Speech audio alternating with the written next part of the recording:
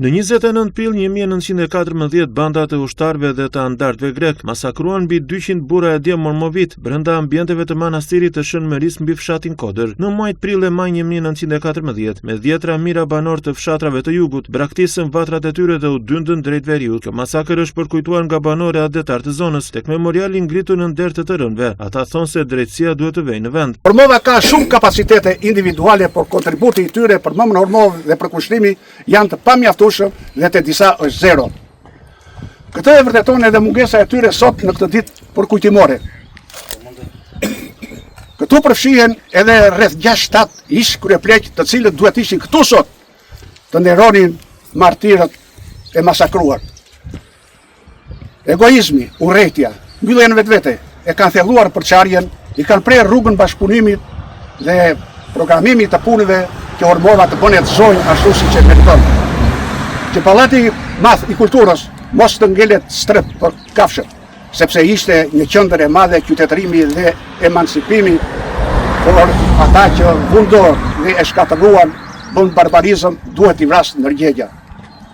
Të dashur pjesëmarrës, u falenderoj që keni ardhur sot këtu në këtë ditë përkujtimore. Po ashtu, shpreh mirënjohjen time të thellë edhe për ata që kanë ardhur këtu në përvjetorët e shkuar. Gjithashtu, unë përulem me respekt para atyre njerëzve me zemër të madhe, me mendje të kthjellët, fisnikër, adhetar e bujar që kontribuan financiarisht për ndërtimin e këtij memoriali. Dhe kontributin kujton, respekton dhe nderon martirët, Ormovën dhe kombin.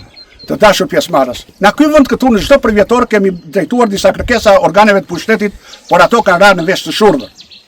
Ata janë përfaqësues të popullit dhe kanë detyrim kushtetues që t'i dëgjojnë dhe konkretizojnë kërkesat, ankesat, mendimet dhe propozimet e njerëzve.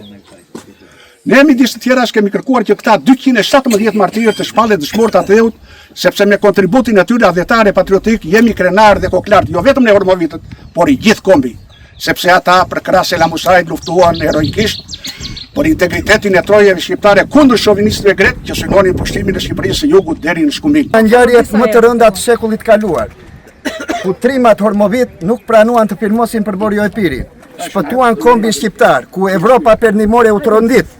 Ormova dhe Reçaku kanë një ngjarje të përbashkët që njohën kombin shqiptar gjithandeja.